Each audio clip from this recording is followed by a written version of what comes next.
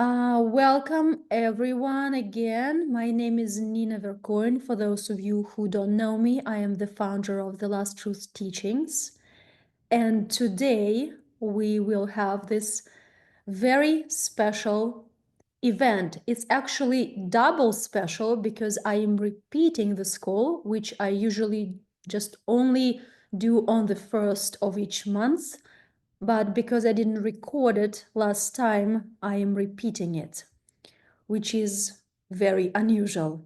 For those of you who don't really know what they came here for, this is the event, the energetic event that I have been leading for the last probably 5 or almost 6 years at this point.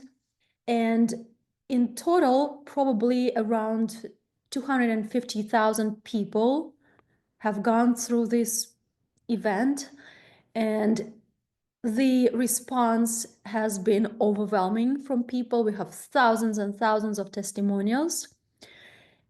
People experience incredible breakthroughs after this event. This event will be divided into 2 parts. First, we will do this famous 5-minute long energy transmission. It's not even a transmission, actually, it's the law of resonance. When I enter the state of unity, and my intention, my choice there as the creator is to include everybody who is ready and who says yes to this experience. This is how it works. It's a resonance, and we are all one, and so we just enter the state of unity, which is healing. And in this state of unity, we are capable of creating change. So when we are in a state of our separate self, when we perceive ourselves as separate individuals, not as God, not as the creator, and we try to change and shift our reality, it usually doesn't work, because reality is not created by our mind and with our mind. Reality is created on a completely different level of being, so to speak, a different state of consciousness, and this is a state of unity. So when we enter that state, or when anyone enters that state and has as his intention to make everybody who's in this gathering here today to experience that, and even if they won't feel it viscerally, which is not required, they will experience the after effects of that, different breakthroughs and insights and changes in their reality, in their mood, in their relationships, health, everything. For me, it's a mystery still. And so many people over the last several years experienced tremendous transformations simply from being in this field of unity for just 5 minutes, where you don't need to think about anything, you don't need to try to stop your thinking, you don't need to do anything, you're simply here. And in general, I want to congratulate everyone who's here today. Those of you guys who made it here, you were meant to be here. These are not just empty words. This is truly the case, because this information, this energy called you here, and you are the ones, as I always say, those who make it. Those are the people who are ready for the last truth. They're ready for a very radical shift in their perspective, spiritual perspective, in their spiritual views on life and in everything. So let me just stop talking for a second and just maybe ask you guys to write in our chat where you're from, what your name is. Just wanted to break some ice here before we begin. Then we will do our 5-minute energy transmission, and then I will tell you today about one of the biggest spiritual traps we as a collective are now being imprisoned in, and this is about how we create external crises and problems and difficult life lessons. And we're going to address that And I believe you will have a lot of beautiful, very deep insights into the problem making kind of theme. Okay, let's look. Oh my goodness, Ireland, South Carolina, Florida, Barcelona, Thailand, Canada, Austria, Canada, Canada, so many people from Canada, wow. Slovakia, Hawaii, Finland, people from all over the world. A week ago in our previous call, we had around probably like 40, 50 people, also from different parts of the world. And it's such an honor for me, guys, that you took your time and joined. Poland, Australia. Oh, wow. Okay, let me give you a very quick kind of introduction. I have been on a spiritual path for my entire life. At the age of 11, I already invented my so-called personal meditation method when my mom refused to give me some mantra for meditation that people from this transcendental meditation community gave her. And I was determined to try this meditation, which I didn't know what it actually even is. I just heard that maybe you just sit with your eyes closed, but I didn't have any mantra. My mom refused to give it to me.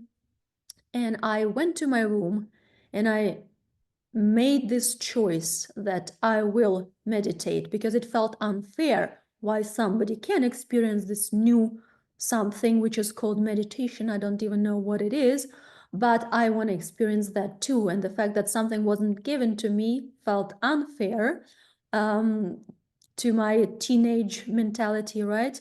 And I decided that I will meditate nevertheless.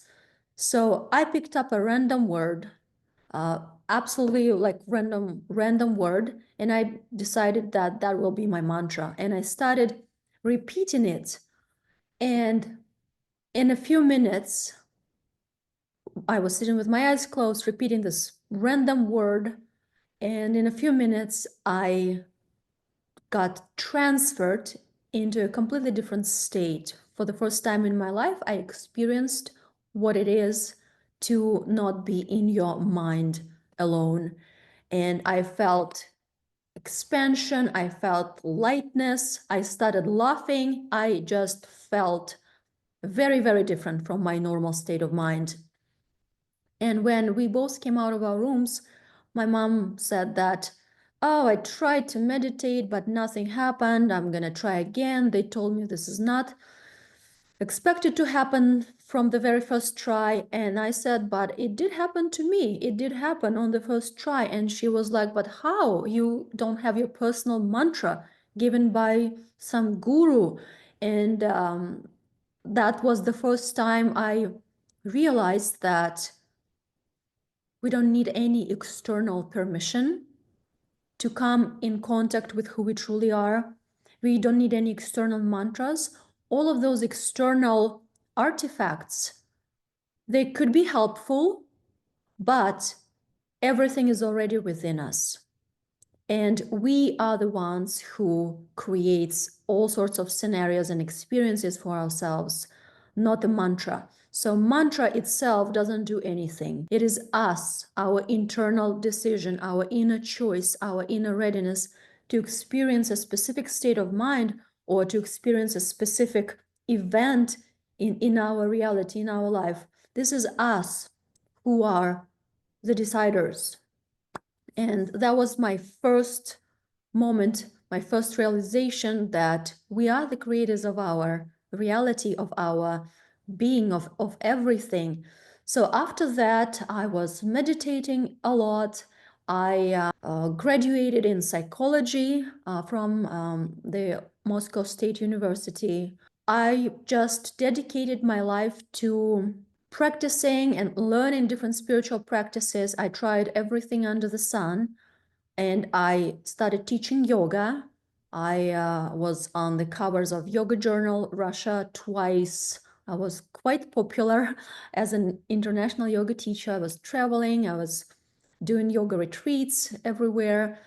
But when I started approaching maybe like 31, 32 years old, I started feeling more and more disappointed because by the time I've been practicing meditation, visualizations, affirmations, yoga daily. Literally, my whole life was dedicated to spiritual practices, but I still didn't find that inner peace and happiness, full contentment, full satisfaction, where I would say, I'm no longer a seeker. I'm now a knower. I came home. I realized my true self. So looking back at my path of several decades of trying different practices daily and experiencing all these different beautiful insights that gave me an illusion of my spiritual progress, I had to admit at some point, I had to become honest with myself, and I had to admit that it didn't really lead me anywhere. Yes, my head is full of incredible insights. Yes, I've been practicing daily all sorts of spiritual practices. But if I look honestly at my life, I still have issues with finances. I didn't have full financial freedom at that time. I had issues and conflicts in personal relationships. I was already like 30 something. I still haven't found the one. I wasn't married. I didn't have a family. My relationships were always very dramatic. And in every aspect of my life, health, everything, I just didn't feel happy, regardless of the amount of beautiful insights I've gathered over the years. And I got so disappointed at some point that I decided that I quit teaching yoga and meditation and spiritual practices because they just don't work. They don't work. I've practiced it long enough to see that it was the illusion of spiritual progress that every practice would give me. Like I would check the box, oh, I meditated today, I did yoga today, I did this and that today, I visualized today, check. I'm a good spiritual adept. And okay, next day, right? Doing the same. But it gave me this illusion of progressing on my spiritual path. But again, I didn't see changes in my daily life, in my reality, in all the aspects of my life, like my health, my finances, and my relationships. So I got so disappointed, I quit teaching. I left Russia, where I lived at that time, where I had my biggest audience, and I decided that I'm just not gonna teach that anymore. I stopped practicing yoga. I stopped practicing breath work and all sorts of other practices. And I just started living an ordinary life. I left to the Bahamas with my boyfriend back then, and we just lived on an island, just random, small, very chill island where I would just be a normal person. No spiritual practices, but the inner urge to know the truth was always there. You can't take it from the person. You can't stop that heart's desire to know God, to know yourself, to come home. You can stop that. And at some point, after probably 1.5 years of my sabbatical, so to speak, I suddenly had a tremendous realization, awakening, whatever you name it. And that's when the last truth came to me. It happened without any substances, practices, or any other external influences. It was absolutely random, spontaneous, on a regular day. In the evening before going to bed, I was just, as all of us, I was just like talking to myself in my head. I was just contemplating something, and I kind of asked myself this question, just came to my being, and I wanted to know the answer. The question was, what is love? What does it truly mean to love. And I believe that that question asked within with a very deep devotion and dedication to know the truth in the right environment where I was not distracted by some external teachers, teachings, practices. I was just alone with myself, one-on-one with my being. And I asked myself this question, and suddenly I received the answer. I received it not as a thought, I received it as a completely different state of being. I suddenly got teleported to. I realized myself as love. I realized myself as God. I suddenly felt like I am home. This is who I am. And I started downloaded just thousands of different pieces of information, and any question I'd ask, I'd have an answer immediately. There were almost no there was no like gap, no time between my question and answer. It's like the knowledge, the answers were just pouring down, and I started writing it down. I was sitting in my house alone, and for like almost a week, that experience has lasted a week. It wasn't a momentarily glimpse. It was an experience that lasted several days where I couldn't properly eat, I couldn't properly speak, I couldn't really engage. I didn't see anybody, I didn't leave my house. I was just writing down all these epiphanies that later became the foundation for my main program, the Last Truth program. It's a big paid online course of multiple lectures that lasts for almost a month. And yeah, this is how this knowledge came to me. It completely shocked me because it contradicted everything I ever read, believed in, taught, and what I was taught by my spiritual teachers. It was very different. And I will not get into it here. I will not tell you exactly what were the biggest differences that I realized, but this impossible to convey in this format of like 1-2 hour webinar. But what we will talk about today, we will talk about one of the biggest spiritual traps that many of us are stuck in now, and this is how we self-prescribe difficult life lessons and problems and crises, external crises, in order to instigate an internal shift and extract some wisdom from those difficult life lessons and scenarios. But this we're going to talk about a little bit later. First, I want all of us to do this energy transmission. So, are you guys ready? Please leave me something in the chat so I can see that you can hear me, that you're here, present, engaged. Let me know what you think about my story, if you have experienced something similar. Yes, we are ready. Yes, yes, yes, fully ready. I am very happy to hear that. Okay, so what we're gonna do now, we're gonna simply close our eyes. And this is not a meditation, nothing to do with meditation. You don't need to try to put yourself into any meditative state or anything. So we're simply closing our eyes. Well, you will, I don't have to, in order for you guys to just have less distraction. So I hope you're somewhere where nobody can distract you for simply just like 3, 4, 5 minutes. I'll see how it feels and when I need to stop that.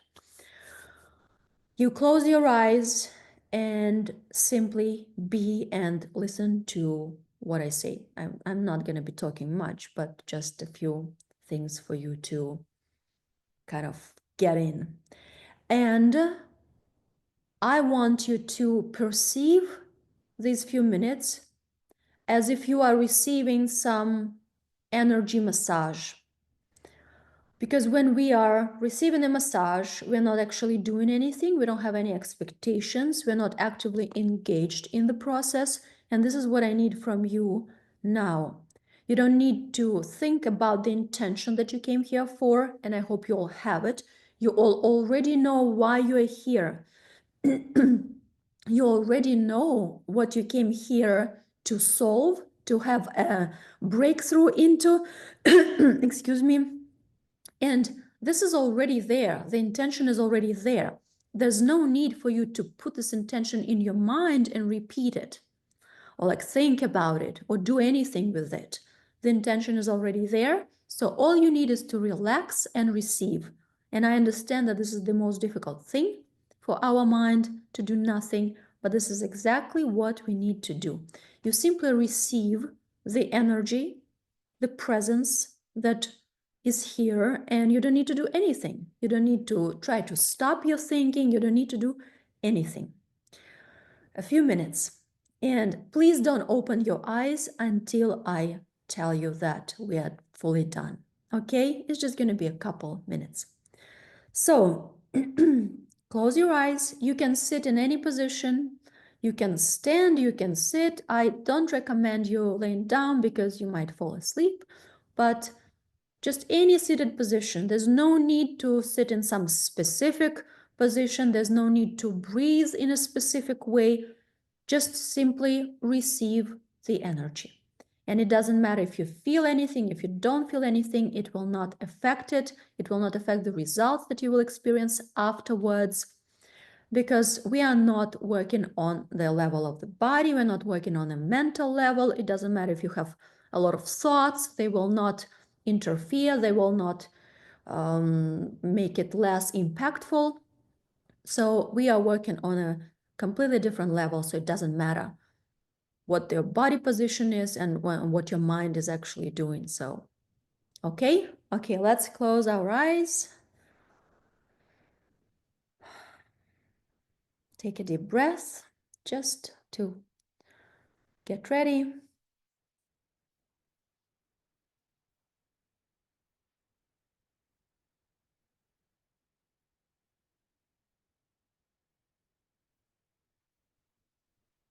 And we are going to receive the energy of oneness, the energy of unity, which is our true self. We don't need to try to feel something. We don't need to try to stop our thoughts from coming. We don't need to do anything. The fact that you are here is already enough. You already collided with this information, with this energy in this space-time. You make it here, and it means that you are ready to receive, and you're ready for the last truth. The last truth of who you are. And you are everything. You are God. You are the creator. You are everything and everyone. In fact, you've created this gathering for yourself. You are the one who made it happen. And I'm here simply a reflection of your inner intention, inner readiness for a radical change in your reality.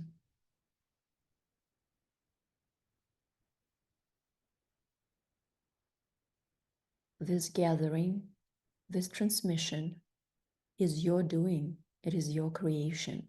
And you, as God, as the creator, are giving to yourself what you need to receive. And you are saying to yourself, using me as a vehicle for these words, but you are saying to yourself what needs to be brought to the surface of your consciousness.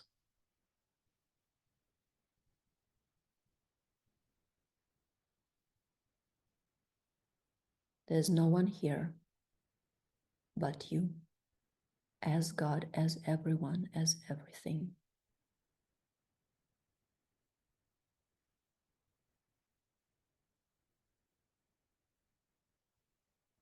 And you brought your intention, the problem you want to solve, the challenge you want a breakthrough into. You brought it here today. You had this intention.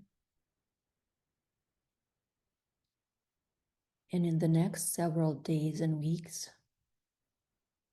you will experience an increased amount of revelations and different shifts in your reality. You will experience that as a result of you being here and creating this moment for yourself.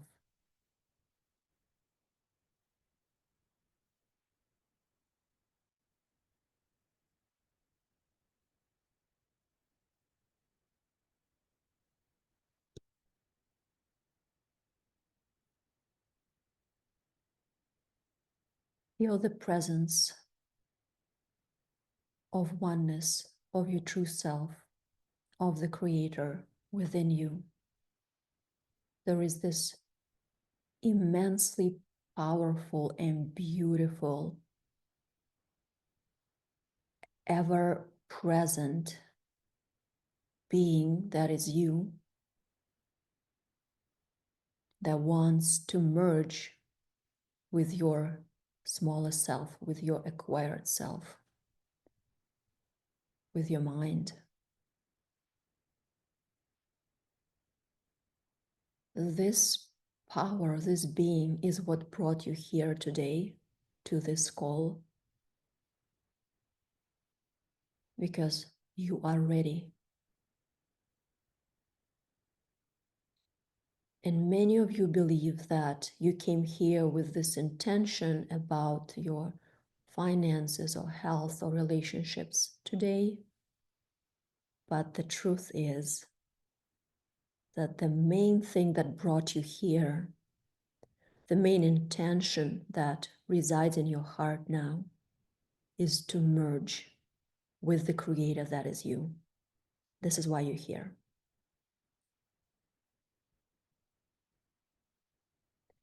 You can slowly open your eyes.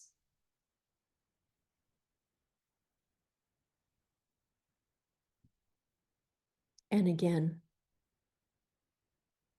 we don't have any expectations about how this body needs to react to this energy of oneness. Because we as humans, we are used to believing visceral reactions more than anything else. Partially, it makes sense, partially because we subconsciously know that we don't necessarily have to trust our mind. So we don't believe our mind that much.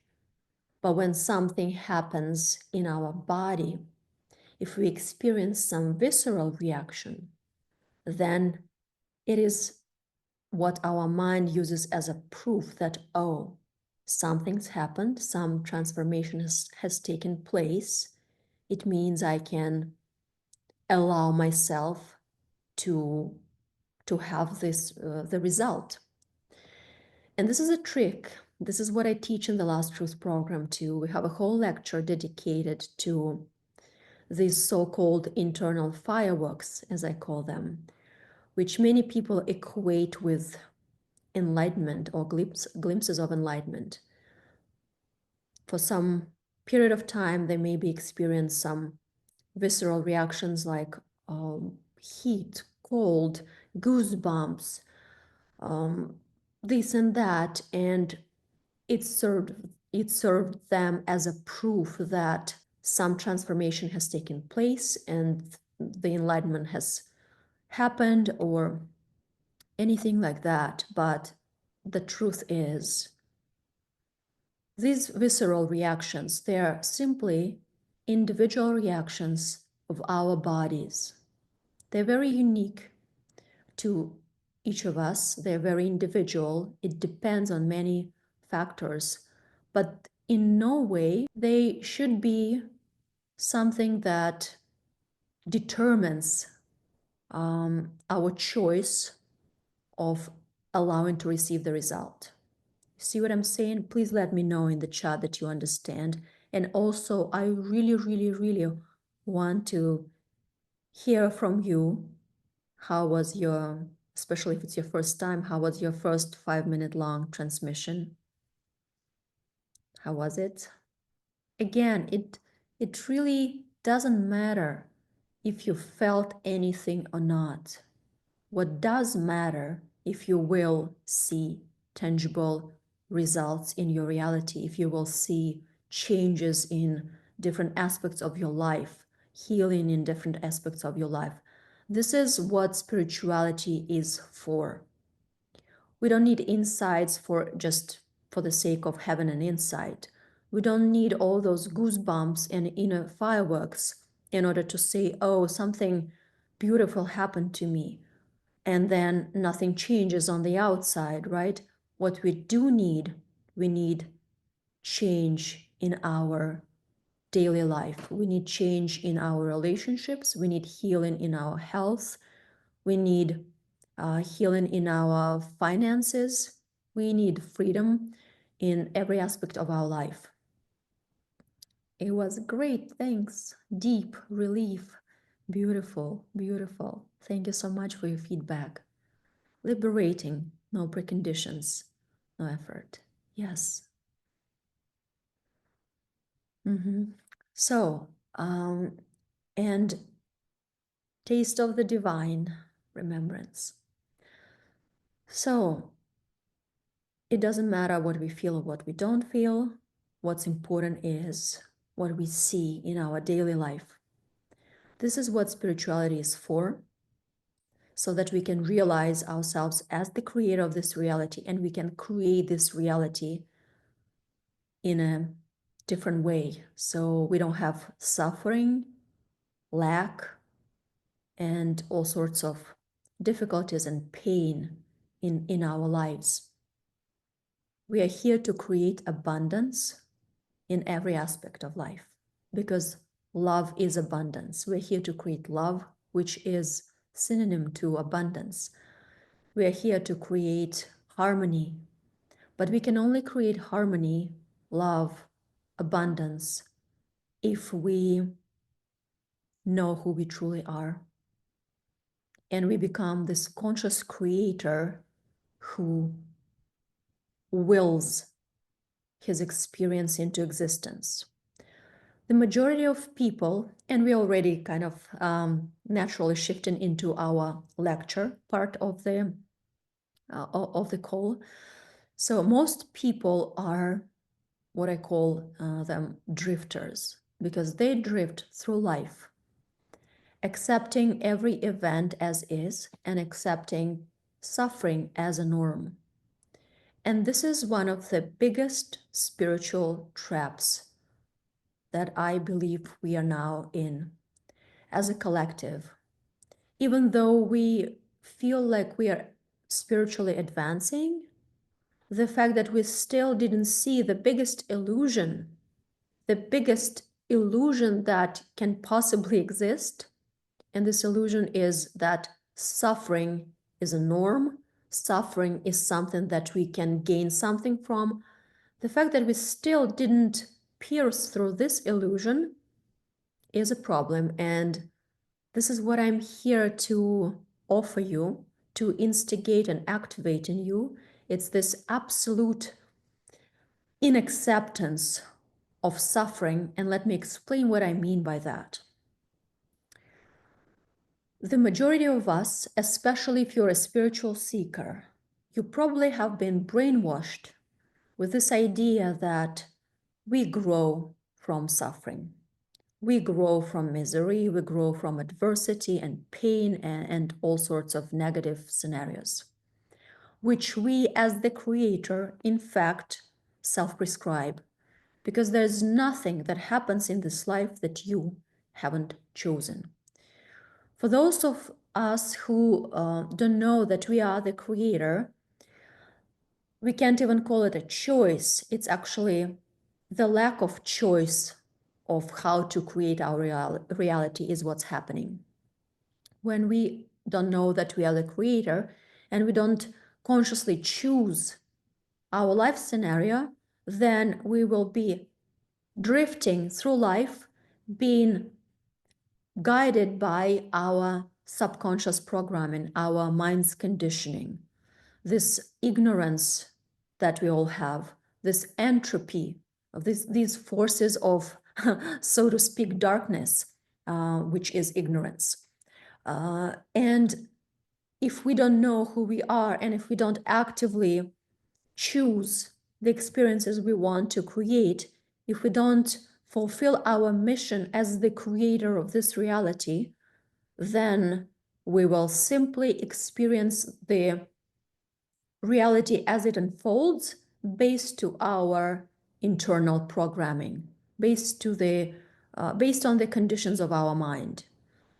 All sorts of destructive patterns and limiting beliefs, they will be creating this reality for us because we didn't take charge.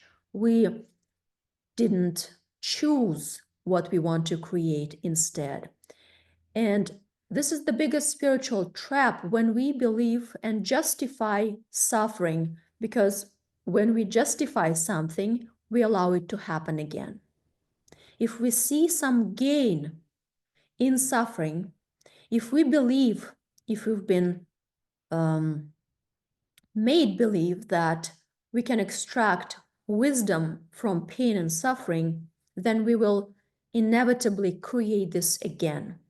We will not stop it from being created in our reality. We will keep creating suffering, especially if we are spiritually dedicated people, if we are spiritual seekers, because then we will start equating adversity and difficult life lessons with spiritual growth. And this is what's happening nowadays. The majority of spiritual seekers all over the world, they grow through suffering.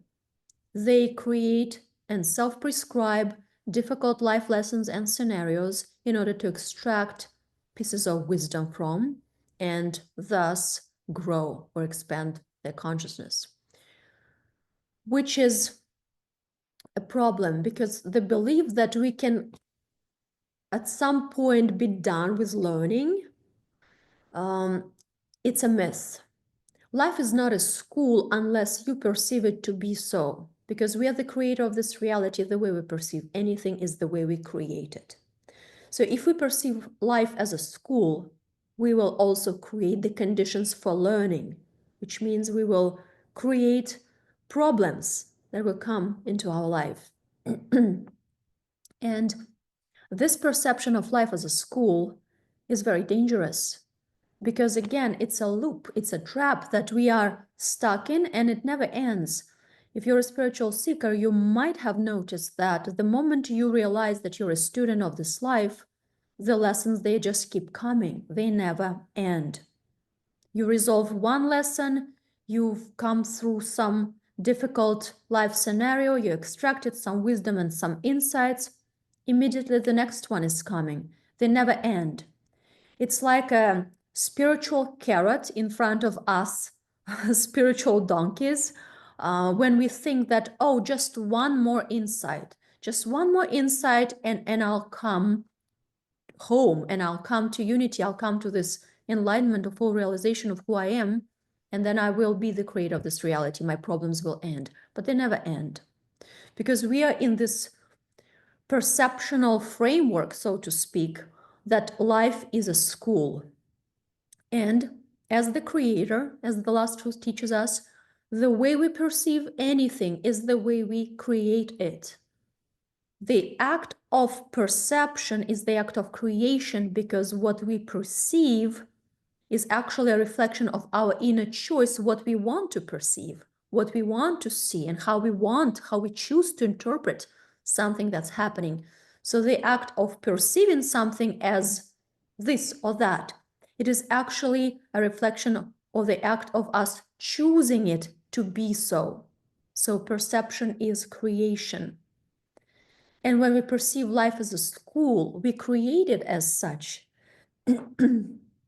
Instead of life being a beautiful experience where we grow from the knowledge of who we truly are, when we grow through love, and abundance. And please trust me, you can grow even quicker from this knowing that you're capable of everything, you are the creator. You grow way quicker. It is a huge spiritual trap to believe that we grow from pain, and this is an effective tool for spiritual growth. It is not. It is not effective. In fact, as I said already so many times, it is a trap. I would say it's a trap of the dark forces, of the ignorance, of the, it's an evil trap. It's an evil trap to make us, humanity, believe that spiritual lessons need to be difficult, that suffering and pain is justified, that we gain something from it. It's the biggest trap that makes us continue to accept suffering in our life. This is the reason why we have suffering in this whole world. This is the main reason. We accept suffering as part of our life. We allow it. We subconsciously, as the creator, allow it to be here. And I don't know what and who, well, our own ignorance, made us believe in this illusion, but it is something that prevents us as humanity from propelling forward on our spiritual path. It prevents us from realizing our true power. It prevents us from becoming true creators of this reality. It prevents us from experiencing love and abundance. We are all stuck in this trap, in this so-called noble idea that we can gain wisdom from pain. But I always say, we don't gain wisdom from pain. It's just how it seems, so that we keep choosing or keep accepting suffering. And when we keep accepting suffering, what we produce into this world, the energy we emanate, is just pain, despair, hopelessness, sadness. And this is not what we're here to do. This was not the plan. This was not the goal. And God, the creator, the source, whatever you name it, never wanted us to suffer. I don't know what and who wants us to suffer, but this is not of the creator. This is from something else. And I just simply call that ignorance, entropy, this old self of ours that didn't know who it truly is, and it just wants to keep it this way. It's our old identity. It's the old energy that doesn't want to go, and it wants us to keep suffering. And we as humanity, we keep suffering and accepting suffering and self-prescribing difficult life lessons and self-prescribing all the pain. This is a trap. Please let me know if you understand this, what I'm saying, if it makes sense. Oh my God, the carrot in front of a horse. Yes. Wow, I feel a shift. Yes. Yes. Again, if you could take only one insight, one realization from this call, I want it to be this: suffering is optional. Suffering is not what you gain anything from. And the moment you shift your perspective and your perception, you will stop creating so much suffering in your life. But it's so deeply ingrained in us that we need to suffer in order to gain something. We need to pay for what we gain. If this, then that logic, this twisted cause and effect, but it's not true. The moment we as a collective stop accepting suffering, it will stop happening. The only reason why we still have suffering in this world is because we allow it, we accept it, and we see it as norm. And we even managed to kind of twist our perception in a way that we start seeing some benefits that we can get from difficult life lessons. We don't get anything from suffering. We don't gain wisdom from suffering. In fact, when we are suffering, when we are actively suffering, in those moments, in that state of mind and being, we are at our lowest spiritually. We are in a complete illusion, in a complete matrix. We completely in the oblivion of who we truly are. And there's no wisdom in there. There's no wisdom in suffering. I want you to see it. When you suffer, you are deeply in illusion. You are deeply in not remembering who you are. There's no love there. There's no freedom there. There's no wisdom there. There's nothing there, just pain. But it's when we come out of this, when we just get out of that suffering, the wisdom comes back. The wisdom comes back. And the more wisdom will come, the more you're actually free from suffering, the more you realize yourself as the creator. And then you start realizing that you actually grow from love and from freedom and from knowing who you are. You don't grow from difficult life lessons. And I know it's a huge shift in perspective. And for us spiritual seekers who would always just tap ourselves on the shoulder, oh, good job. You've gone through this difficulty. You made it. You survived. And this is this jewel of an insight that you got. This is what keeps us trapped. You can call it by evil forces. You can call it by just the ignorance of our own mind, entropy,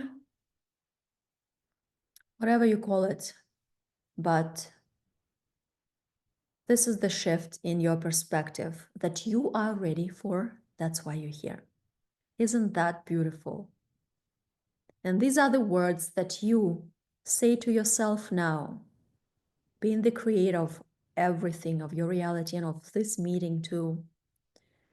These are the words that you wanted to excavate from the depth of your heart and bring it to the surface of your consciousness so you could see it. Yes, you use some intermediaries, some intermediary called Nineveh Cohen, but this is your creation. This is your readiness that brought you here. And this is absolutely beautiful. You are advanced beings here. All of you who made it here and all of you who will happen to see this video, and hopefully we will have a recording of it so more people can watch it. Let me know what you think, guys. Let me know what you think. Do you have any questions? Let me know if you have any questions. And while I'm waiting for your questions, I also want to quickly address this concept of karma, because it's all connected. And in the Last Truth program, for example, we dedicate a full chapter to karma and reincarnation and past lives. And karma is something that we as the creator allow when we don't know who we are. And when we see life through the eyes of separateness, then we divide cause and effect, which are one and the same in truth when you know who you are, when you are on this level of existence where you see everything through the eyes of oneness, the level of unity. As I explained on the previous call, you can see it as this. There is this first level of existence. Again, this division is just for the sake of the explanation. This is not how it truly is. And for example, in the Last Truth teachings, we unite all of these so-called separate planes of existence into one. There's truly no separateness in anything. But in order for me to explain better so you can understand here in this format, and especially for those of you who don't know the Last Truth teachings well, let me explain it this way. There are two levels, seemingly two levels of existence. The first one is this level of duality. The second one is this level of unity. On the level of duality, we see ourselves as separate from the source of who we truly are, from God. We see ourselves separate from others, from other people, and we perceive this external world as separate from our internal world. We have this border, which is our body. And on this first level of consciousness, so to speak, this level of duality, we perceive cause and effect because our perception is linear. This is the level where time exists, or the illusion of time. let's put it this way. The illusion of time, the illusion of linear time, which is needed on this level of existence so that we can separate different experiences. Time is needed in order to separate different experiences so we can process it. On the level of unity, time doesn't exist. Time is a dot where past, present, and future come together. And in fact, we are that dot. We are that timeless, ever-present being. And on this level of unity, cause and effect are one too. And what you on the first level of reality as a separate being saw as something that happened to you, which was not your choice, on the level of unity, you see as your own creation, as your subconscious choice. But again, I don't like this word choice here, because when you don't know who you are, you don't actually choose anything. You actually lack ability to choose. You are just like a robot in this default mode, being completely controlled by your conditioning, by your programming, by your default mind's content that you have collected until this point in your life. All this conditioning, social conditioning, the way you were brought up, your upbringing, everything you've gathered, that conditioning, those programs you've uploaded into your mind, they will be guiding you subconsciously. You're not actually making any choices here. And that's why on this level of reality, we perceive life as predetermined, basically, because everything that happens to us feels like fate and we have no control over anything because we don't see that it is our unconscious creation. We always create because we are the creator. We cannot not be the creator, but when we don't know who we truly are, we create unconsciously. When we create unconsciously, we create chaos. We create this entropy. We create this destruction. We are in this passive position where our life is being created for us by our mind's conditioning. This is what happens. And on the level of unity, when we rise above the illusion of separation and realize oneness and realize who we truly are, on that level, we also realize time doesn't exist. Cause and effect, they're one, and you are the one who choose your life experiences. And let me first see.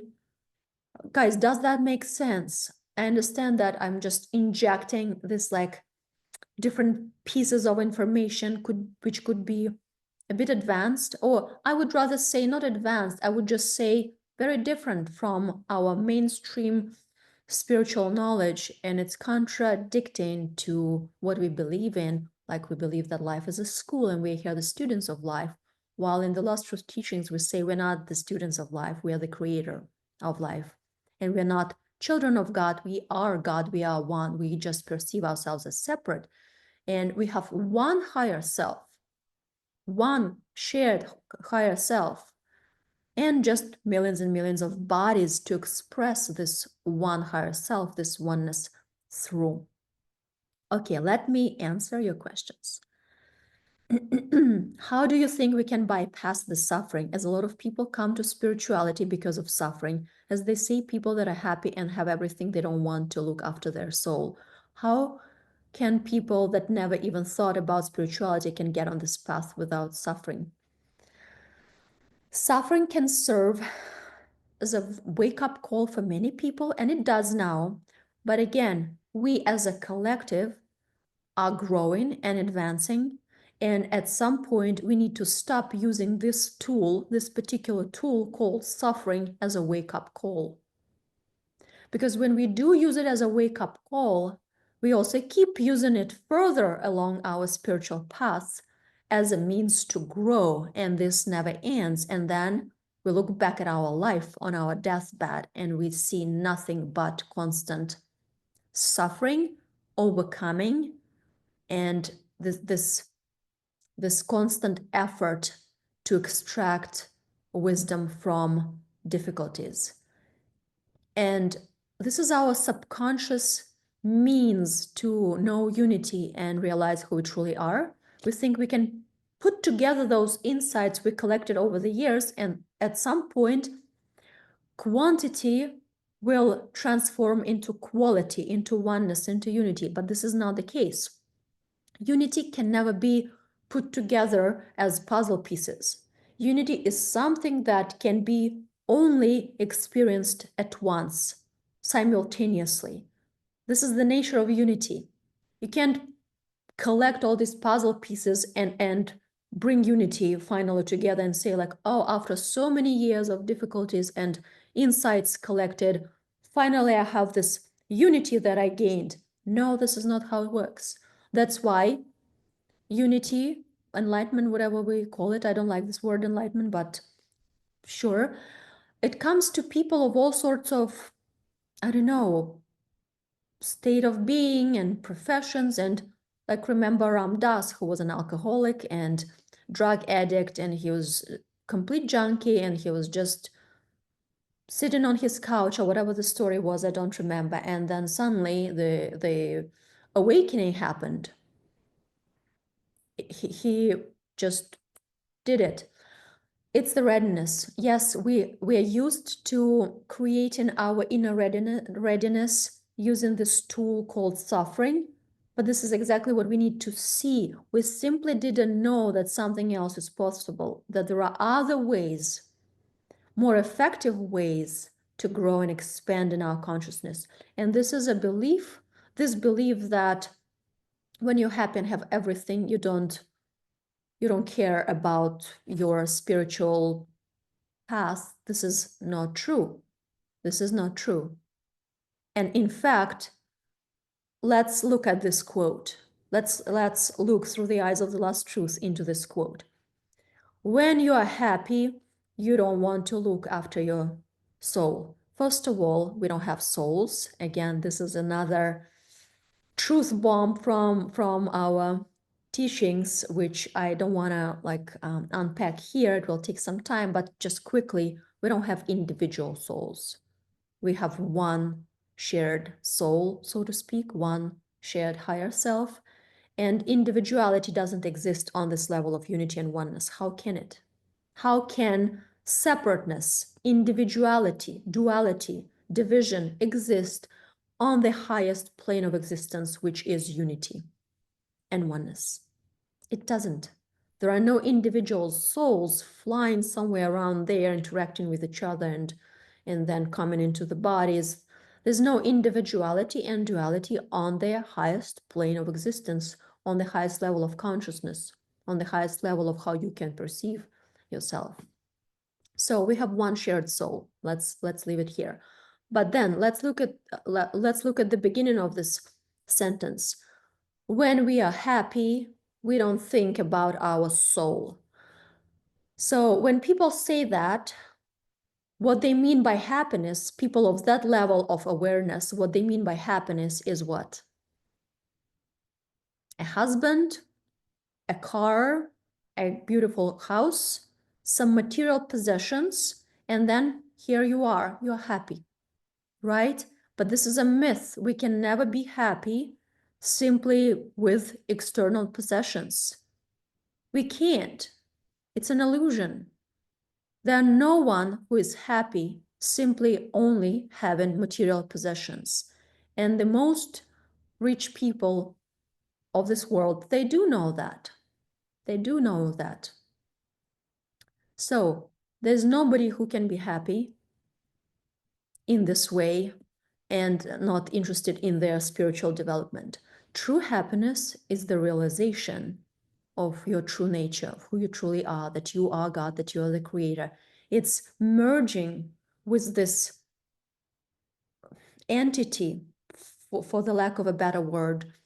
It's merging with that aspect of yourself that you now perceive separate from you, and you call it gods, higher forces, angels, spiritual guides, whatever you name it.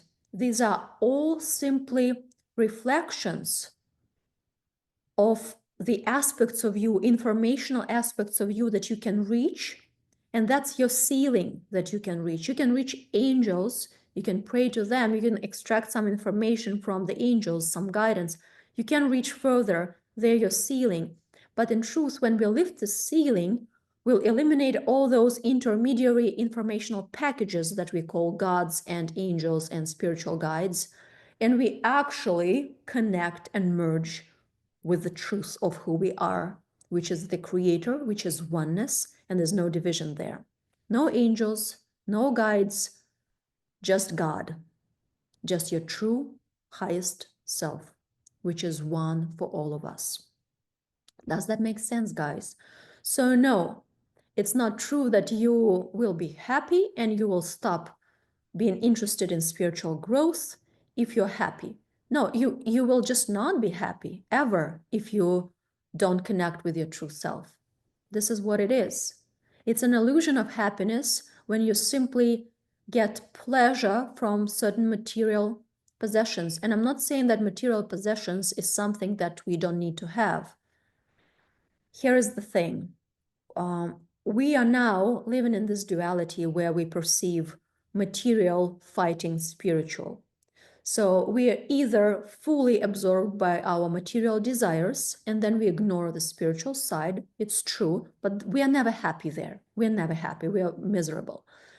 Or we are completely absorbed with spiritual and then we see material possessions and material world as an illusion, as Maya, as something that is unimportant, but that's not true too.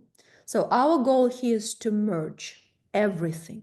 Our goal here is to unite spiritual and material and not lose spiritual interest when we are working on our reality creation in this material world, when we create an abundance in every aspect of this material life. Material life includes our health, our body, our relationships, our, I don't know, offspring, our finances too, of course, everything. We shouldn't lose sight of our spiritual aspect of us. The desire to create this merging with God that we are should be as strong as our desire to create abundance and beautiful homes and relationships and everything in this material reality. It should be equally strong. It should be equally 100%. What happens is we either shift on this one side of the scale or another, neglecting and diminishing the other side. And our goal is to unite it and to have 100% strong, devoted will and choice to create abundance both on the material level and spiritual. So you can have as many material desires as you wish, as long as you keep your internal desire to be one with God as strong as the rest of your desires. And in fact, all your material desires will manifest much quicker if you keep this connection with the creative that you are. Okay, guys, I will stop talking. We have another hour for me to answer your questions. And I will start with the questions in the chat, and then I will look at the hands that are raised, and I will address you too, okay? Okay, second question. Anna, I hope I answered. Let me know if that makes sense. Jacqueline, hello, Jacqueline, my darling. Jacqueline is somebody who have been around the Last Truth teachings for the past couple years, I believe, maybe a bit less. She went through the Last Truth program. She came to my offline mastermind in LA last May. And here's her question. Jacqueline, do you want to do the video or is it okay if I just answer it like that? Let me know what you think. Do you want to be on a video? I can bring you in. Oh, sure. You can just read it. That's fine. No problem. Oh, no problem. You can just go ahead and read it. Mm-hmm. Yeah, hi. But let me read it here. Yeah. Where is it? Okay. Can we control how emotions affect us? Jacqueline is asking. Mm-hmm. So we don't get tossed around in the chaos of the external world. Jacqueline, let me see. Where are you? I want to see your face. I didn't see you alone. Where are you? Can you see me? I'm waving. Ah, yeah, here you are. Yeah. Hi. Yeah. Yeah. Great. I'm not sure why. Can you hear me? No. I can hear you and I can see you. Okay, I great. also want to see myself next to you so that it's Mm. both here, but I think my spotlight disappeared. 1 second. Oh. So, sorry guys, I couldn't resist not to bring Jacqueline in here. Oh. So I said that we'll do the videos later. Mm-hmm. Okay, so it's actually, hi, hello, how are you? Great. How are you? I'm Thank good, you for I'm good. this. What a gift. Beautiful question. Thank you so much. How we can control our emotions? How do they affect us? And I remember you also asked earlier, you asked me, like, how do we allow our emotions to go through so we don't suppress them, but at the same time, how can we be not swayed by them? Okay. Okay, it's a beautiful question. I think it will be very, very beneficial and helpful for everybody to hear this, the last truth perspective. Here's the thing, what we need to focus on is not actually whether we suppress our emotions or whether we express them and how we express them. We need to shift our focus and look at the essence of what emotions are. And every emotion, and I know I'm going to be radical and like harsh in my words, but this is just my personality getting in. Emotions are an illusion. They are. So when we already experience an emotion, it basically doesn't really matter how you express it or what do you do with them because you're already in illusion. Emotion, be it highly positive or a negative one, it is something that is a reflection of us not seeing the truth and the true aspect of reality and who we are. Let's make it more like practical. Let's bring some example. For example, you are having an argument with your spouse and you feel emotional and like jealous or something like that and you express it. So the question would be not like, oh, I can't suppress the emotions, I need to express it, then how do I express it? So the question is not that. Yes, of course, if you already made a choice, internal choice to experience what you want to experience using the medium of this emotion that we believe comes after certain trigger, but it's not. Emotions come first. And then, like, we choose our emotions, we choose what to experience in this reality, and then we create circumstances to use it as a vehicle for this emotion to pop up. I don't know. Let me try again. Emotions come first. You know how many coaches say that first comes your thinking, then your emotions. Change your thinking, you will change the way you react to everything, you will change your emotions, but this is not true. Even from a biological perspective, it is not correct because thinking happens in our frontal lobe, while emotions like fear, anger, they're primal emotions that arise in in our old back brain, so to speak.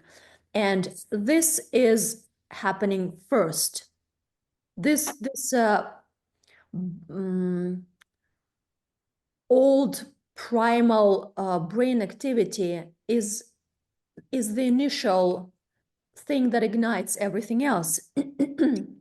And when we have that initial response, emotional response, only then thinking comes and interprets it and says like, oh, this is what I'm experiencing because. So it's the twisted cause and effect situation we are having here, which is very difficult to see and realize. I can't hear you, Jackie. Your mic is muted. Oh, I was just asking my son to keep it down. Oh, no. Oh, sorry. Sorry. No It's worries. okay. Yeah. So, okay, here, a few points for you guys to anchor here. Emotions always come first.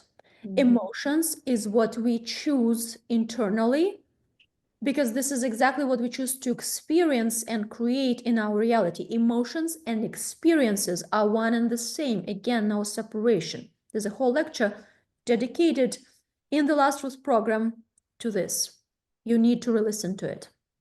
So we choose internally what to experience based on who we perceive ourselves to be. If we perceive ourselves as a victim of life, we don't know who we truly are, or we forget, so to speak, here and there, we will find ourselves kind of going down on this slide.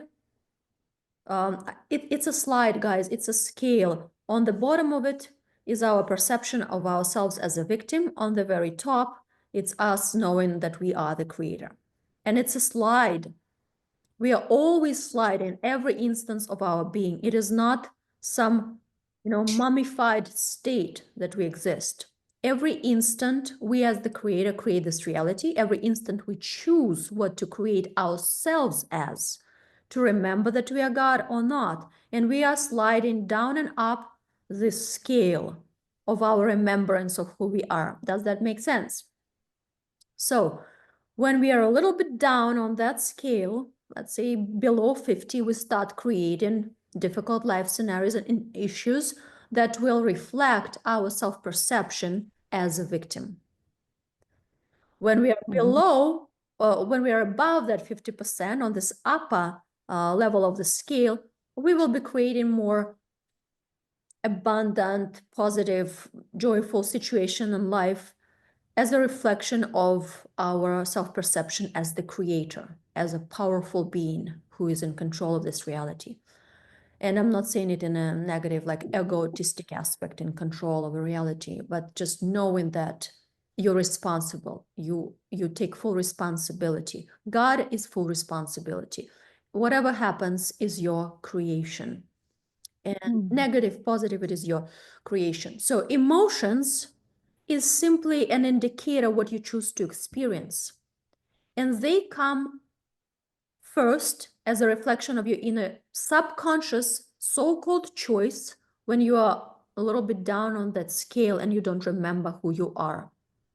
When you fell down into this illusion that you're a victim, that you're not loved enough, that you lack something, then you will create situations in your life, in your external scenario, that will reflect that perception and that will allow you to experience these emotions. Yes, I'm not good enough. Yes, I'm not valued. Yes, I'm not loved. So the emotion we experience is simply a symptom of our choice who to perceive ourselves to be. Now, when we are asking this question, do we need to suppress it or do we allow it to flow? It doesn't matter at this point. Of course, if it's already there, that's already a symptom. What I work with and what I bring your attention to is the cause, so to speak, the source, and which is you. You are the source. So you need to work on not getting there in the first place, not getting to this emotional reactive state, not getting below these 50% of the sliding scale between the victim and the God. This is what our goal is. This is what I teach. And when you're already down, when your perception of yourself is already distorted and you've already self-prescribed yourself as a confirmation and proof of your victim mentality, you prescribed already these difficult life lessons, which trigger these specific emotions to confirm to yourself that, yes, everything is unfair, nobody loves me, and that's why I'm emotional, because I feel bad, I feel lack, I feel whatever it is we're feeling. It doesn't matter there. Because it's already expressed, you see, it's already expressed through this distorted self-perception. It's already created. It's already there. And we don't fight with the present moment. If it's already there, it's already there. We just allow it to be. But the moment you notice that, the moment you wake up in that instance of experience this emotion, you can make this new choice. You can wake yourself up in the midst of it. You can remember who you are. You can remember that you're basically talking to yourself, experiencing what you have created for yourself as a reflection of your limiting beliefs. And you can change it. You can recreate, and the next moment will be different. You can stop a conflict at any point in time. You can bring yourself back to the knowing of who you truly are. You can bring your power back, and you can shift your perception so it's not distorted and you see yourself as who you truly are. Again, when you suppress your emotions, of course, it's not good for your body. Of course, also when you express your emotions, your anger, your jealousy, of course, it's not good for your relationships. It's not good for everybody who is involved. So there's no like good choice here. None of that is great. All of that is simply a reflection that we forgot who we are in that moment. So our job is to go back. It doesn't matter how we express. We should be concerned with the remembrance of who we are so that we don't create the next instant again as the last one. Again, we don't create suffering. You see what I'm saying? Why it's not really even I like do. important conversation, whether we suppress the emotions, whether we allow them, how diplomatically we can. Of course, we should be present and aware as much as we possibly can. And we should, of course, learn to control our impulses and our self-expression. Of course, this is, I think everybody knows that. We are all here already aware enough and spiritually grown enough to understand that. But what I want you to focus on is not even the expression of what's already there, like a symptom of a distorted perception. I want you to focus on the perception so that it doesn't happen again. Yeah, that makes great sense. Right. So everything that we are experiencing in the world is really a creation of our own. So for instance, my son, annoying me right now, that's me. Somehow or other, I've decided that I need that annoyance. Yes. Every problem and difficult life situation is simply our self-prescribed lesson/opportunity to heal something in us that we know needs to be healed. So when your son annoys you, there's something within you that needs to be healed. And this is letting your son, how old is he? 15. 15, yeah, teenager. So it's a usual thing. We have this 15. power games and challenges in this age. But look, how are we different from teenagers when we are getting annoyed? We are as emotional Right. and There's a as part reactive. of us, of course, that's being reflected back, probably. Yeah, it's our spiritual teenagerism that we haven't grown from is being reflected. I notice it with my kid too. The moment I am like going down the scale, maybe I didn't sleep well or I get tired physically, I was traveling or something, I'm going down the scale and I start to be more irritated with everything, and she becomes more irritated, my daughter, and she becomes more annoying. And even when we are in our best state, it is also often the moment for us to like, let me put it this way, when we've mastered our emotional awareness and control, for the lack of a better word, at difficult life scenarios, then we will go to this next level when everything is good, we are feeling great, we are full of energy, and then we will start seeing all these so-called energy vampires leaking in and kind of trying to get you out of your perfect state of being, right? Didn't you guys notice that? This always happens. That's simply the next level of your self, teaching yourself to be even more fully a master of your being, of your everything. To remember even firmer and deeper who you truly are when you are there. So the higher Mm. you rise on that scale, the more also challenging the situation will be. But again, this is all Mm. self-prescribed, and it doesn't have to be this way. This is simply your one and only known means to kind of reconfirm yourself in this remembrance. I am the creator. But again, it doesn't have to be. If we make our intention, our choice strong enough, like now, every instance of our being, every moment of our being, these situations will not happen. There will be no need to self-prescribe them and to test ourselves and to create all these lessons and tests that we believe are coming from the universe to test us, but they're coming from us. Our own internal uh, urge to know and anchor in the knowing who we are. This will always be there in us. We can't escape that because this is who we are. This is a magnet, this big true self of ours, the God's consciousness, the God self, wants to merge with us, and we want to merge with that until we're fully one. Yeah. Mm. Yes, thank you for explaining that so clearly. Mm. You're welcome. I'm so Wonderful. happy to see you here today, Jackie. Great to see you. Yeah, and we'll talk to you. We'll talk to you later. Yeah. Okay, great. Our Thank other you. chats. Thank you. Bye. Bye. Thank you. Okay, so next question. Let me do this. Let me see.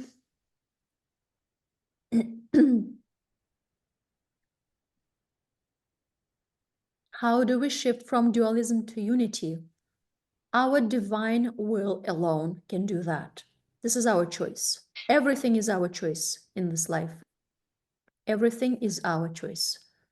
Nothing and no one but your choice can shift you there. There's no practice on the outside. There is no teacher. There's no guru. There are all of these things, but you need to see them for what they truly are. They're your own reflection. They're your own creation. And your choice alone, your divine will, is what gonna take you there. Wow, that sounds great. Sign me up. Yay.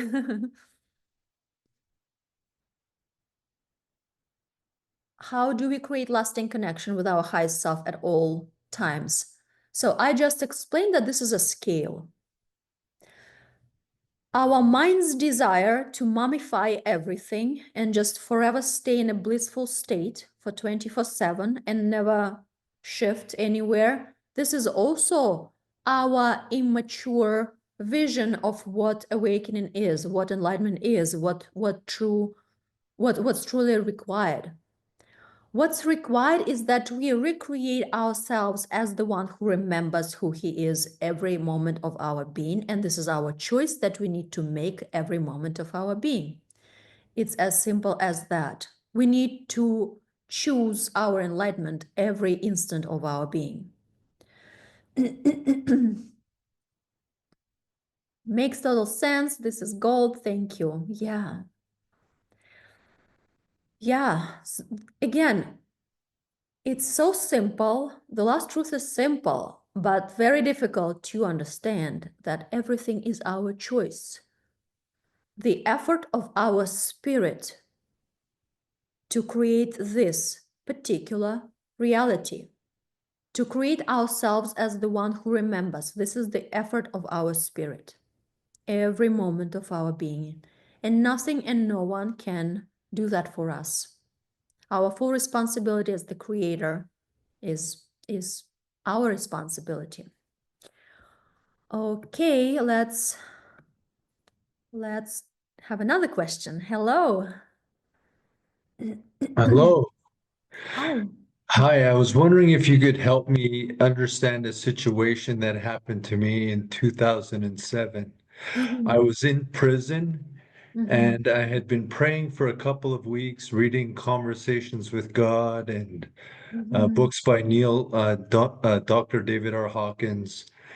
And all of a sudden, my body was taken over Okay, hold on. Prior to that happening, I was outside in the exercise yard with another cell person next to me, Mm-hmm. and I spoke to him, but it wasn't me.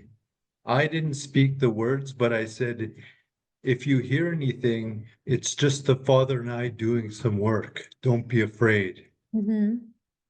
And then we went into our cells, and then my body was taken over, and this incredibly powerful energy came in through both my hands simultaneously, and it was blocked in my forearms, and like it couldn't come into my body. And then my head tilted back like this, and I made this incredibly loud sound. And when the sound was made, the energy was released into my body, and I lost consciousness, and I was woken to the screams of the guard screaming my name, Thomas, Thomas. And they asked me what happened, what was happening. I couldn't say nothing. I just pointed to my wall, and on my wall I wrote, I am not my mind, I am not my body, I am not my personality, I am God. Yeah. Do Oh you my know what happened? Do you have Oh any yeah, insights? of course. Oh, it's such a beautiful experience. Are you a shaman yet? Have you already have you started that? I am I, not I joking. just I just turned 50, but I go to sharing circles, and I share the truths that I've been taught in conversations with God, and in Dr. David R. Hawkins's books.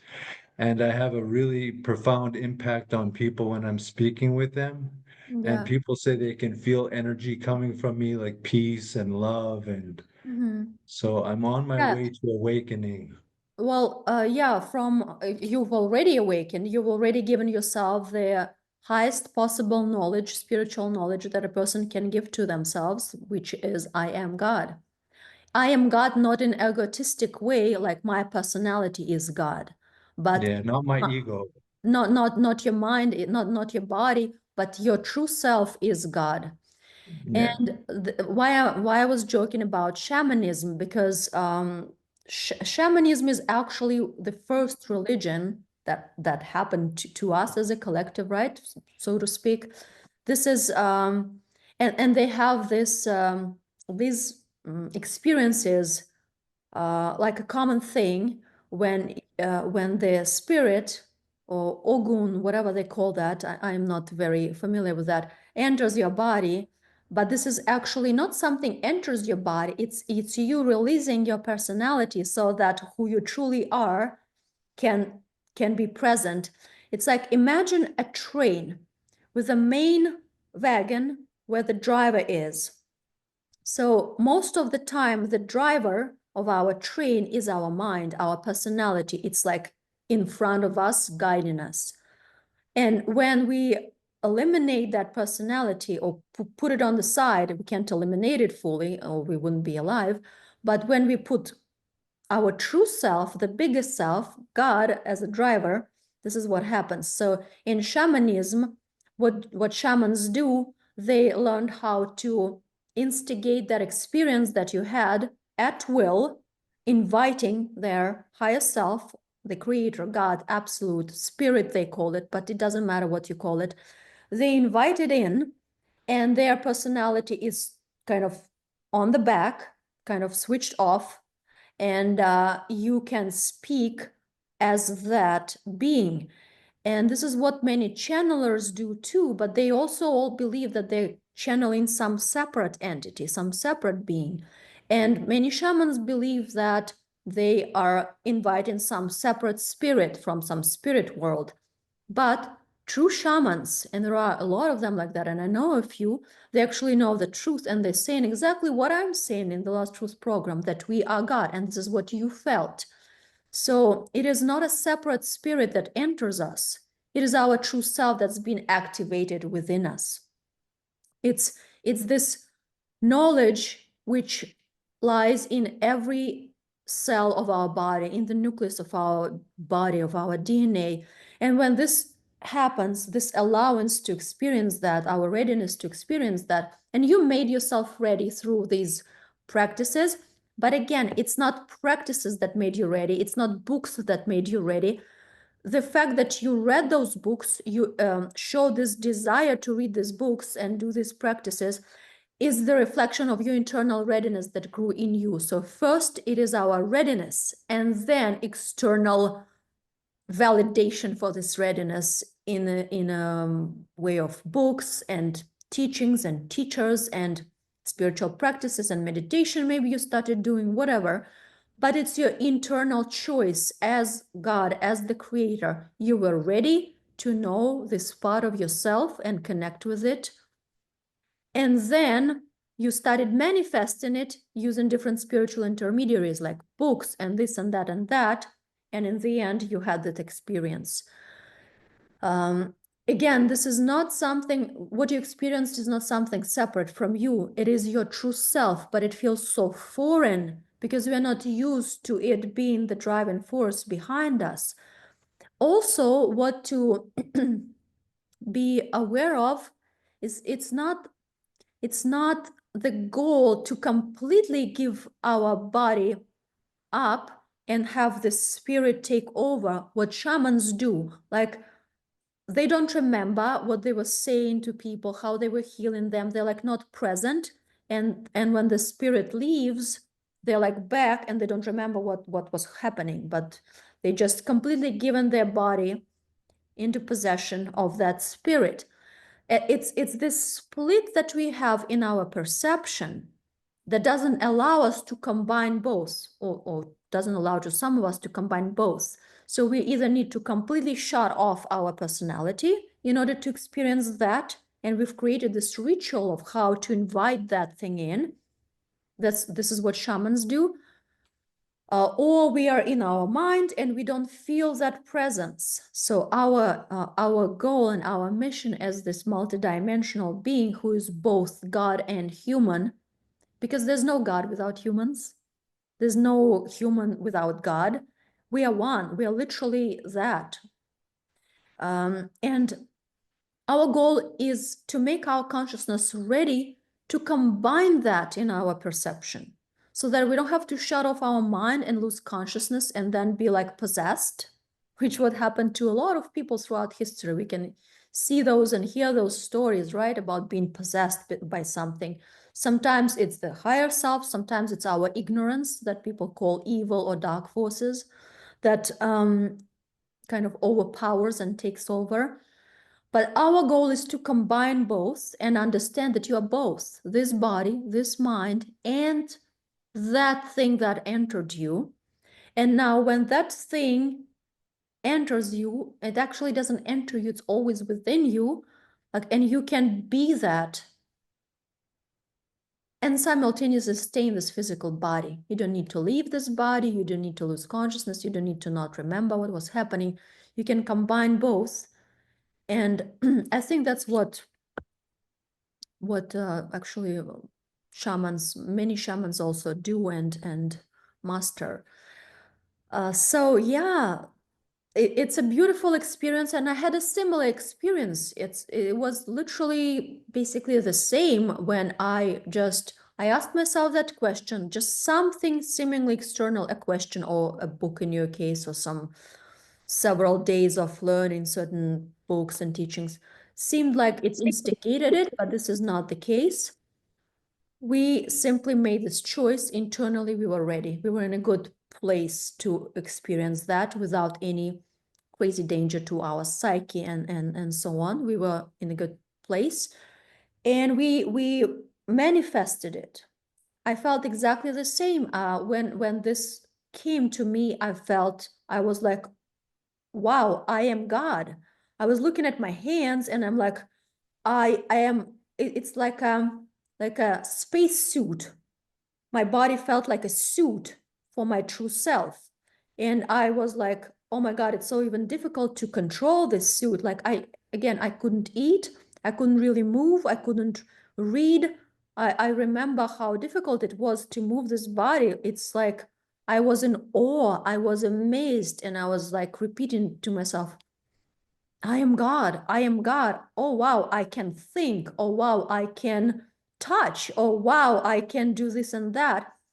And this also dismantles another popular spiritual belief that body is a prison that we need to kind of overcome and get rid of. But our body is not a prison for our spirit.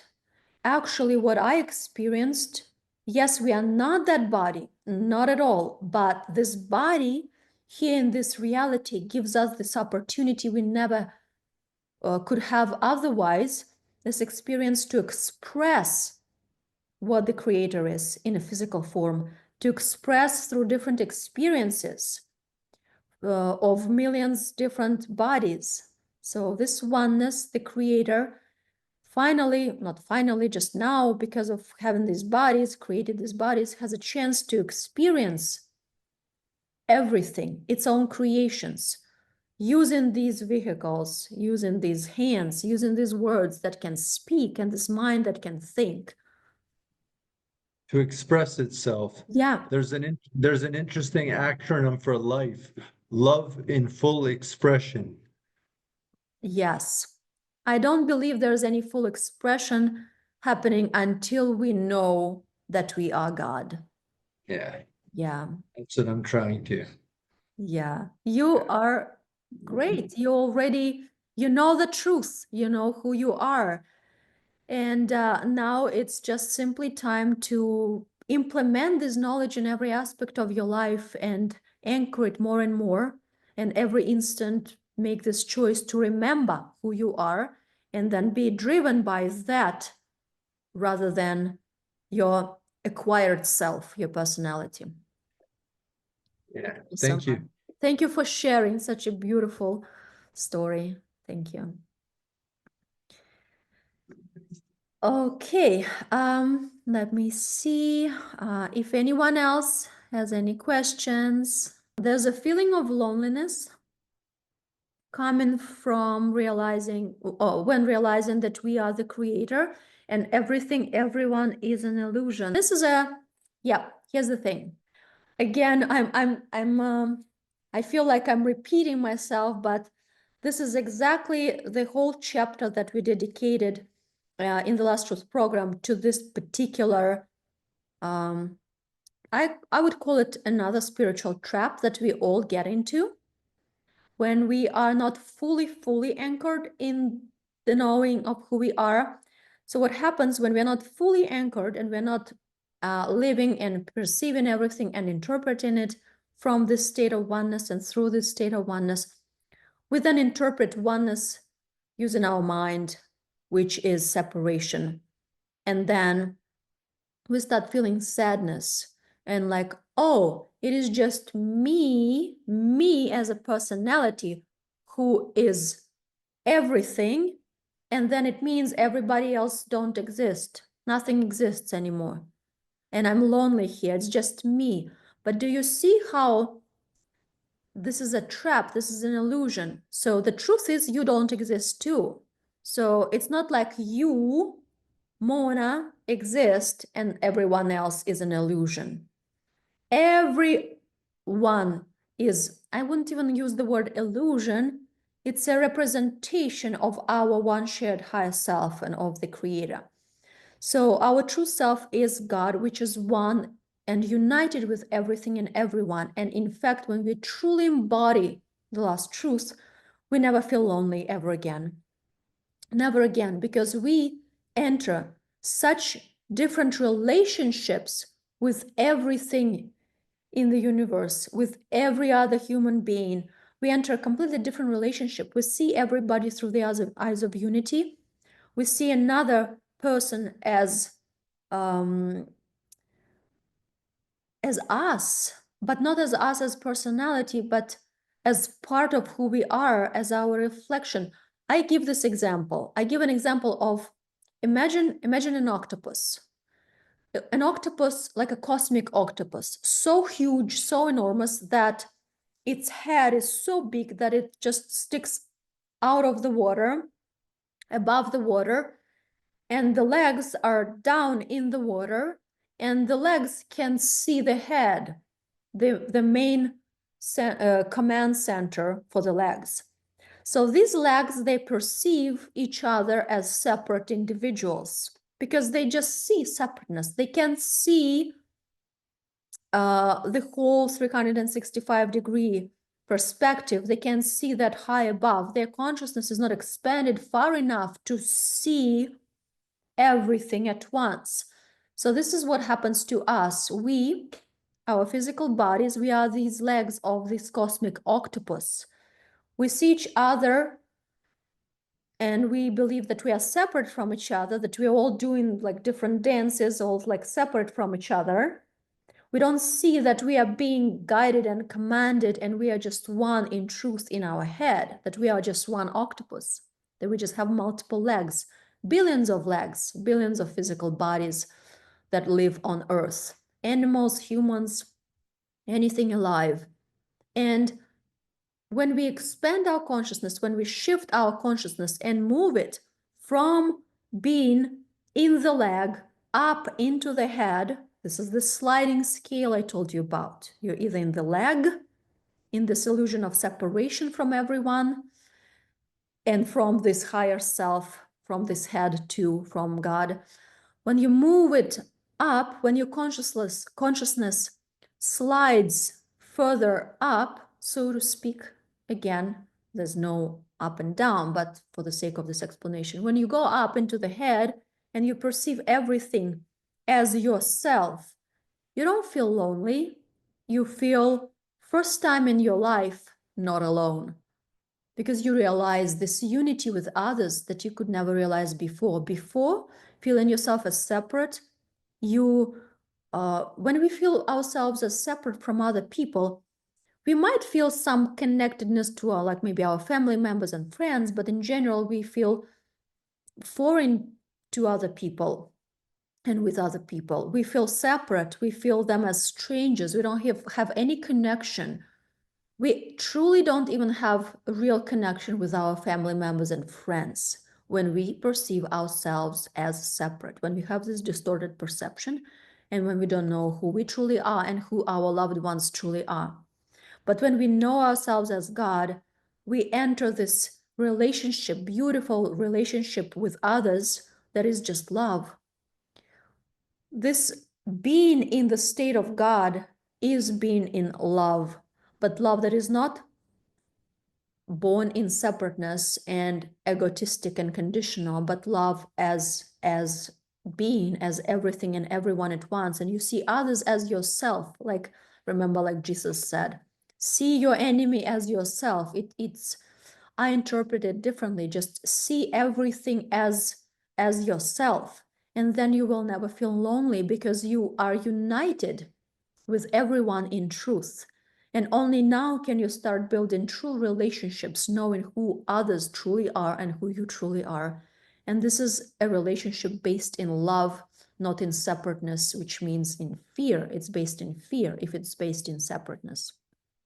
So I welcome you to the Last Truth program, even though we don't sell it now, and this is not a sales call. We actually don't even have registration open, but just for you to know that these teachings is exactly what eliminates all these mind traps that we get into on our spiritual path. And I addressed every trap that can possibly happen on your spiritual path in that program. And I share pieces of the Last Truth program on my new channel that I just created like a day ago. I created a new YouTube channel, The Last Truth, where I actually read pieces from the Last Truth program. So it's actually readings of my program and the book with the same title. I have the book with the same title. So I encourage everybody, please come and join me. It's a completely new channel. I only have one video there. Just posted it yesterday, but I will post like 2-3 times a week. I'll be reading pieces from the Last Truth program, and I will be reading exactly all these answers that you need, and I will try to help you eliminate all these spiritual traps on your path, even if you're not fully immersed in the Last Truth teachings, going into the Last Truth program. You will get so much value from this free YouTube channel you can't imagine. Would you say duality and victim are synonyms? Absolutely. Yes, absolutely. Separateness is fear. Duality is separateness. Separateness is fear. Fear is a victim mentality. They're all one and the same. But what if we struggle to remember? How do we get there? What if we struggle to remember? This is our choice.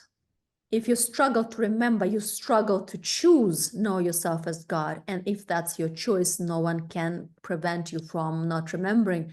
There is such thing that is called free will in this existence that we've given to ourselves. And free will, it means that you have a choice, you have an option. You either remember bad enough, like you want to remember bad enough that you remember, or you don't want to know yourself as God bad enough and then you forget. It is all your choice every moment. So how bad do you really want to remember yourself as God? How crystallized is this intention within you to know the truth of who you are and express that truth through this vessel of your body? How truly do you need that and want that? Because most of us, what we truly want and need is to maybe know ourselves as God so we can manifest this and that material desire or this and that beautiful thing in the world. We just want this knowledge that we are God just to make our life more comfortable and to feel maybe more empowered and just to feel good. But those whose true intention and true motivation is to know the truth for the sake of truth, because that's what their heart grew to acquire, and this is what your heart actually came to want. It's like this intention needs to get crystallized. It just needs to be there, this choice of yours. If it's not that strong, it means that this is not what you choose. It's like asking me, but what can I do to not want to eat sweets? Until you make this decision that it's better for you to not eat so many sweets, nothing and no one can get you there. Like this question, how do we get there? By using our divine will alone. So the problem with us is that we are weak-spirited beings here now. We haven't made our choice strong enough. Our choice to know the truth, to remember that we are the creator and express this knowledge through this body. We haven't made it strong enough, and this is our choice. But collectively, we are growing, we are progressing. More and more people want to know the truth, and more hearts require to know the truth. So we are getting there, but free will is free will. It's just you. It's just you, dear. No one can get you there. No practice, no teacher, no trick, no hack. There's nothing on the outside. It is your choice. And you need to do this inner work, so to speak, to crystallize, using the effort of your spirit, to crystallize this intention and basically show yourself that you want it bad enough, that that's a priority for you in this life, that's important for you, because we're usually preoccupied with so many other things in this life, but not that. So the moment you decide that this is your priority and you truly and deeply want to know the truth and want to be merged with the creator, you will create yourself that reality, that scenario.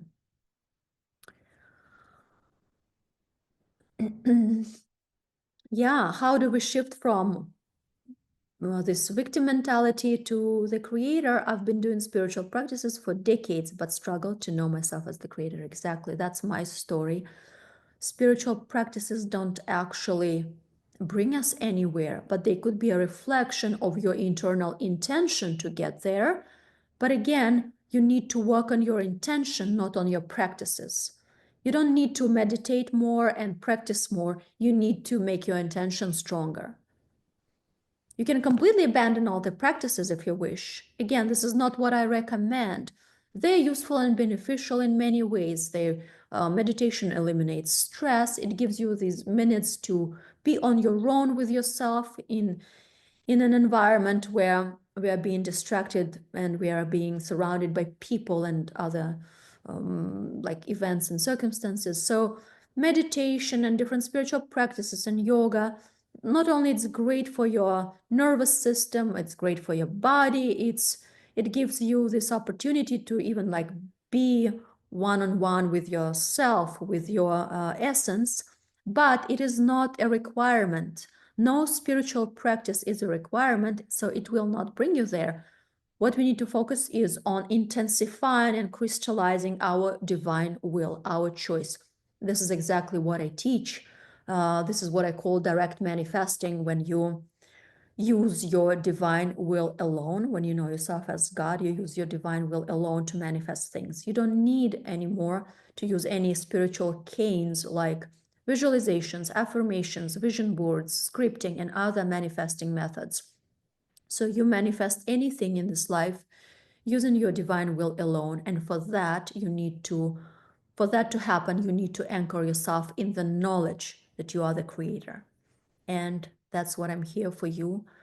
This is what I am doing on a daily basis. I am just like you, every instant have a choice whether to remember who I am or forget. But this forgetfulness is an illusion too, because once you've revealed yourself the truth, the last truth of who you are, that you are the creator, this is not something that can be taken from you. So it is not that you're struggling with knowing yourself as the creator, you're struggling with choosing to express it through your body. So we can already know the last truth, but we can still choose, we have free will, whether we express it or we don't. Whether we express that we are God or whether we don't express that we are the creator.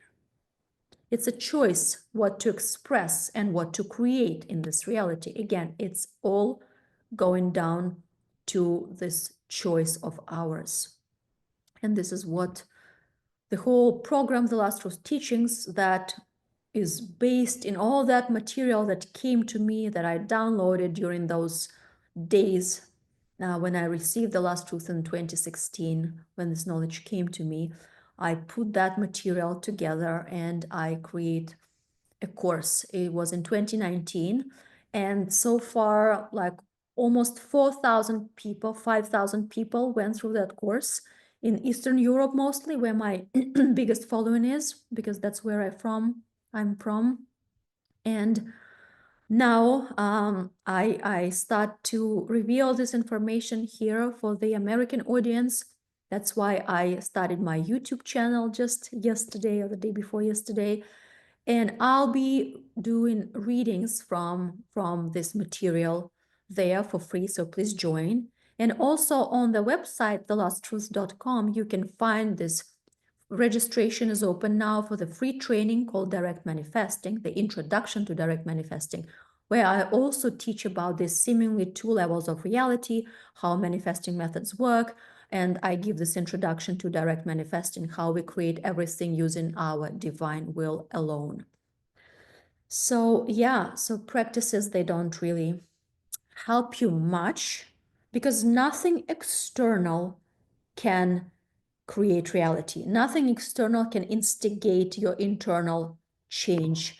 Nothing external can be the source of your internal shift. Let me know, guys, if you understand that nothing external, no tool, no practice, nothing can become the source and the reason for your internal shift. It's the upside down. The existence happens from the inside out. So everything happens here. You are the source. So no practice can instigate your awakening. Your internal choice to become awakened can then lead you to manifest different tools and practices as an explanation for your mind how you got there to this awakening. But It is our choice that creates reality because we are God, and God doesn't need tools, practices, vision boards to create this reality. It creates using its divine will alone, and so can you because you are God.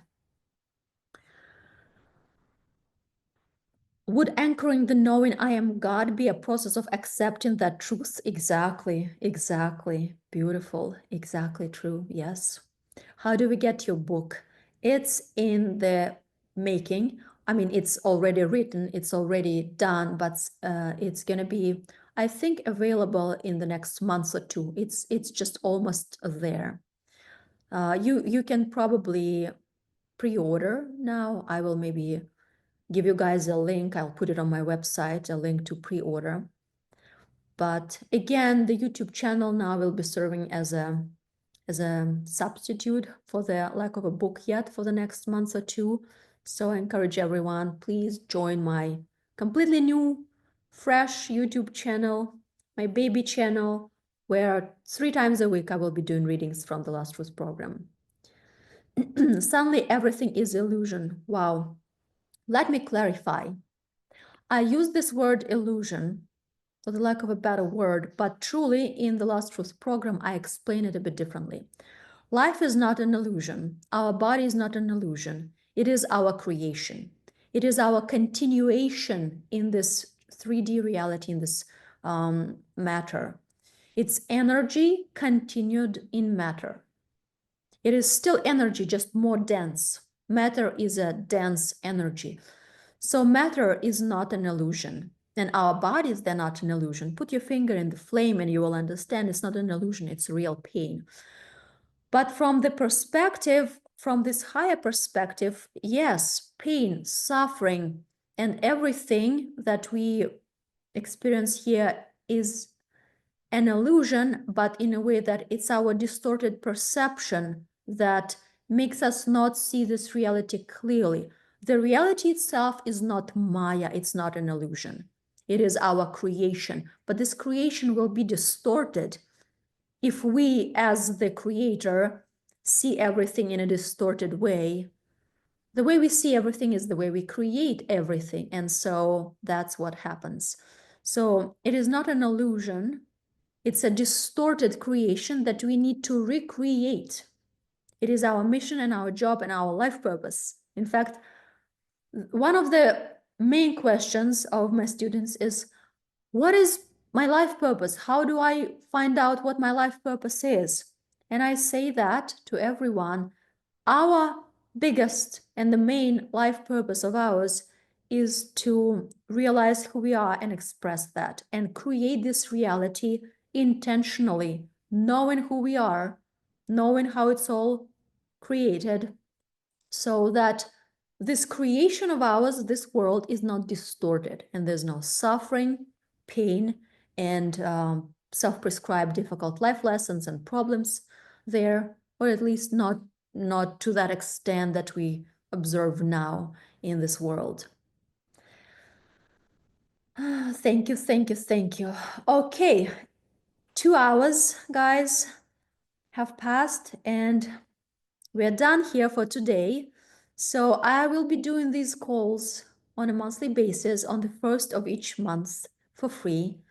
And we will be doing our energy transmission. And by the way, pay attention to the shifts in your reality in the next few weeks, because you will see revelations coming. You will see shifts in your different aspect of your life, especially around your intention that you came here with, but not necessarily only that, because everything is connected, and your problem you came here with, your intention, connected to every aspect of your life.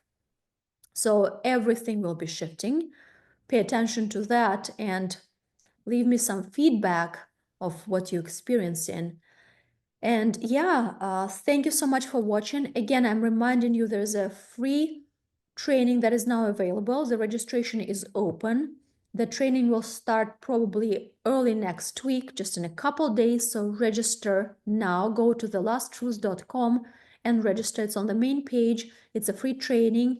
And also please join my YouTube channel, The Last Truth Official. Thank you, everyone. I see you on the 1st of March. Bye-bye.